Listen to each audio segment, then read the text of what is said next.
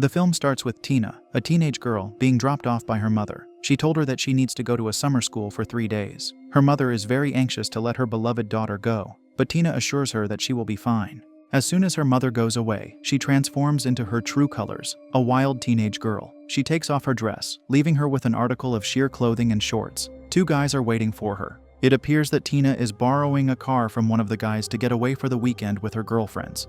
As soon as she gets the key, she speeds away to pick her friends up. She picks up Kathy first. Kathy is struggling with her things while talking to Tina on the phone. She carries a box of beer that falls as she struggles, so she just leaves the broken bottles behind. Their next stop is Jordan's house. She is in the living room with her dad. The ambience of the house tells us this is a very conservative family. Jordan's father is talking to her about being away. He is trying to tell her to be safe and protect herself from boys who might have dirty intentions with her. As conservative as he seems, Jordan seems the opposite. She just tells her dad that she knows what she is doing and that he has nothing to worry about. Her dad is not so fond of Tina, and he tells her that he doesn't want Tina's character to rub off on his beloved daughter.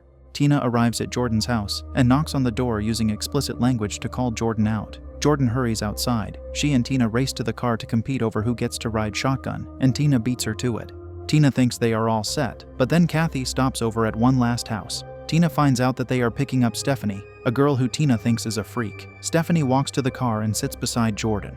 On the way, Stephanie asks whose cabin it is that they are going to stay in. Kathy says that it doesn't belong to anyone and that Tina just found it on YouTube months ago. Stephanie starts to get worried over the girl's plan, thinking if someone lives there. Tina tells her to stop worrying. If someone indeed lives there, surely they would not drive away 4 innocent-looking girls who are just looking for somewhere to stay the night. Kathy stops driving, and Stephanie doesn't see the cabin, so she asks how they are getting there. Kathy tells her they will have to walk, even saying it's not that far. They start walking and see that they will need to cross a lake. They look around, checking if there is any small path where they can go around to avoid crossing the lake. Stephanie starts taking off her clothes and puts them in her bag, telling them she is ready to cross on foot. The other girls follow suit, and they start crossing, putting their bags above their heads. They manage to successfully cross the lake.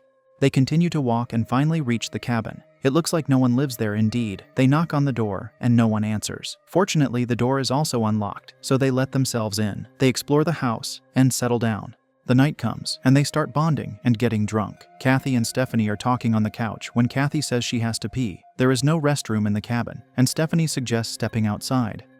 Kathy leaves to check if there's a restroom outside. She walks and sees a barn, then enters it. It's a bit dark with only moonlight seeping through the window, lighting it up. Kathy takes the liberty to explore the place where she sees an odd-looking doll. Stephanie also steps outside to get some air. She sits by the porch and spots someone outside. The person immediately hides behind a tree when Stephanie sees them. She checks it out, and it turns out that it's not Kathy, but a man, observing her. She hears whistles nearby and thinks Kathy is messing with her. As she's already drunk and it's very dark outside, she stumbles and trips on something wet. It looks like a bloody swamp. As she tries to get up, something tries to pull her down. Kathy comes back from the barn and doesn't find Stephanie. Instead, she finds wet footsteps inside. Tina and Jordan awaken and see the footsteps as well, wondering what happened. Then, they hear Stephanie screaming from another room.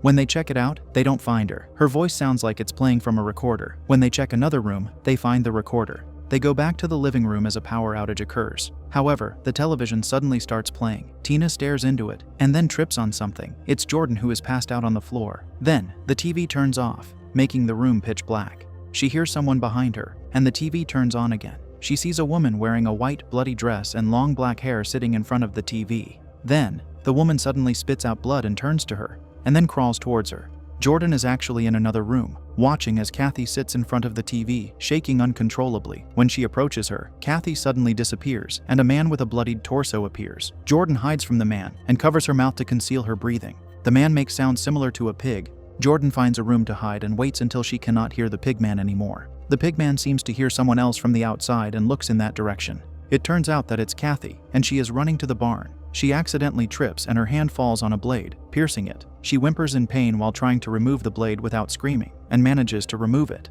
However, someone closes the barn's door, locking her inside.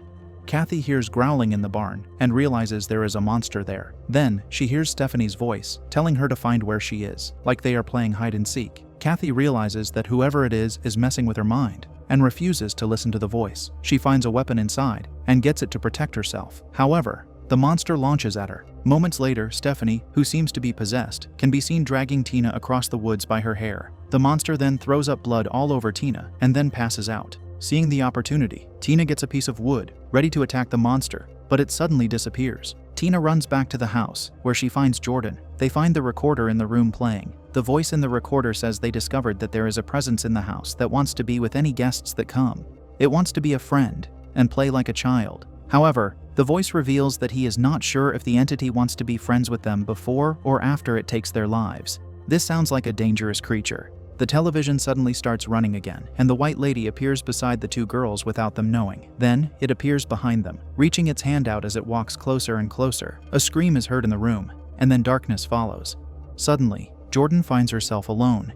Tina is not beside her anymore. Then, the pigman appears again. It looks around the room, trying to find her, so she hides. Then, she finds the TV running and stares at it. Moments later, she finds herself in another place, a bloody place where a girl and Stephanie are. Their whole body and face are bloodied. Blood is also splattered everywhere on the floor. They are asking her to play with them. Then, Jordan wakes up. She sees Tina in front of her, asking if she is okay. It seems that she was just having a vision. Then, Tina sees her staring at the door. She steps outside to check what she is waiting for. The TV starts running again, and Jordan exclaims that she is getting tired of the entity's game. She gets a piece of wood and breaks the TV. She falls to the floor, and Tina helps her up.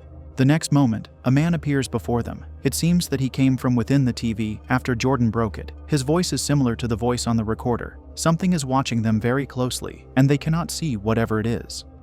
A moment later, it seems that they are transported inside the TV. A weird show is happening before them. 3 masked girls are putting on a performance, dancing in front of them. Tina watches them with a scared expression. The next scene shows Jordan moving weirdly while crawling towards Tina. It seems that the entity has possessed her already. Her face is bloody, and she is holding a knife, even licking it while asking Tina if she wants to play with her. She faces Tina and starts cutting her own with the knife. As if the entity is controlling her body, Tina gets a knife as well and starts cutting herself in the exact same way the entity cuts Jordan. However, before she can do serious damage, the man earlier stops her and stabs Jordan in the head. The entity controlling Jordan gets furious and throws the man across the room. He gets injured by the broken knife, but fortunately, he is still alive. The pigman finds him, and as he tries to shoot it, he gets thrown inside the TV again. Tina is running for the door when something pulls her feet back into the room. She gets frustrated and asks whoever or whatever it is what they want from her. The monster appears before her, and she goes for the door. But the white lady also appears. Tina hides under the bed. The next second, she sees someone crawling towards her. She covers her mouth to hide her breathing. It seems to be Jordan, who is still possessed. After a moment of silence, Tina thinks she is already safe. However, the possessed Jordan still finds her. Meanwhile, the man is facing the pigman in a combat. The pigman has an axe and is trying to attack him. The man also finds an axe and fights the creature. He manages to defeat it, and its blood splashes at him. He is also injured and sitting there, waiting for a miracle to happen. The next second, Tina appears before him, dancing suggestively. This doesn't look like the normal Tina. It turns out that the entity has successfully possessed her. She walks towards him and picks up the axe he just used to defeat the pig man. She tries to convince him to let them in and play with them. The man refuses to let the entity win and fights back, but it disappears in a second. Then it bathes itself in blood, right before him. The possessed Jordan catches him and stabs his hand as he tries to reach for a bottle of wine to use it as a weapon. The entity is dedicated to getting the man to play with it and all the other souls it captured. It spits out a knife and starts playfully stabbing the man. The man manages to fight back and ends up catching the possessed Jordan. He takes her by the neck and then stabs her there as well, pinning her to the wall. Then, he writes something in a mirror using blood. It seems that the worst is over, as flashes of the horrors that happened in the house are shown.